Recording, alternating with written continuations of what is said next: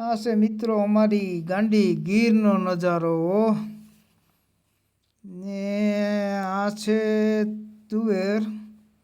આમાં કોઈ દવા કોઈ ખાતરનો છંટકાવ કરેલ નથી ને બહુ સારી છે તુવેર। અત્યારે આ બાજુમાં કાકાની તુવેર છે એ પણ બહુ સારી છે। આ પ્રમાણે તુવેર છે। આમાં ઘઉંમાં વાવેતર ચાલુ છે અને પાણી પણ સાથે ચાલુ જ છે।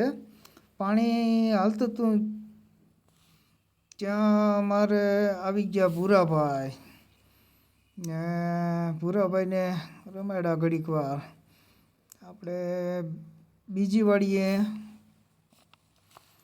પૂગી ગયા અને ક્યાં વરસાદમાં વાવેલા હતા ચણા। વાવેલ ચણા છે તો ચણા કેવા છે તે કોમેન્ટ કરજો।